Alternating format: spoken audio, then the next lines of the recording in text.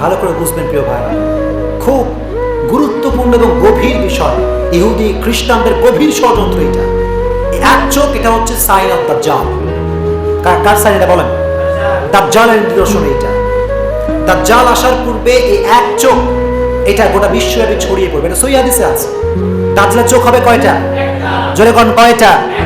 একটা চোখ হবে দাজ্জালের। এবং সবচেয়ে গুরুত্বপূর্ণ বিষয় হচ্ছে যে এক চোখ, এটা তারা সাধারণ মানুষ দ্বারা প্রমোট করছে না। বিধর্মীরা এই সমস্ত এক চোখ তাদেরকে দিয়ে প্রমোট করছে যারা বিশাল বড় সেলিব্রিটি, লাইক মেসি, যুবকদের প্রাণপ্রিয় মানুষ। কে? মেসি। সত্যি কথাই, যুবকদের প্রাণপ্রিয় মানুষ। আমি একবার মেসির বিরুদ্ধে কথা বলছিলাম এই মসজিদে। ওই একটা তো ভাইরাল হয়েছে, সেটা ব্যাটার না, কত যে গালি আমার দিছে মানুষ। কি ওয়াজ কি আপনি পান না? মেসির বিরুদ্ধে ওয়াজ পাওয়া যায় খালি নাকি?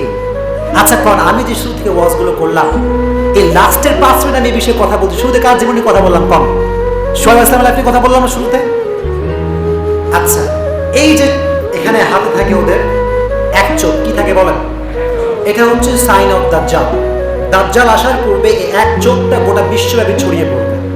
এক চোখের ট্যাটু মেসির গায়ে আছে না নাই? আছে, আছে।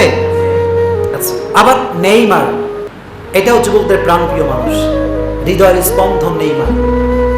এর গায়েও দেখলাম এক চোখের ট্যাটু আছে। তো কেন এটা তারা করছে? কারণ এরা হচ্ছে বিশাল বড় সেলিব্রিটি এবং তাদের ফ্যান বেজ আছে। এরা করলে এটা প্রমোট হবে ভালো। এবং অনেক যুবক অ্যাজ এ মুসলিম সেও কিন্তু এই ট্যাটু আঁকতে পারে। পারে কি পারে না? পারে। কিন্তু দোষ হয় কখন? যখন আমরা বলে দিই যেটা হারাম, তখন দোষ হয়। তার আগে কোনো দোষ নাই। আপনি হারাম করেন, মাশাআল্লাহ, খুব ভালো।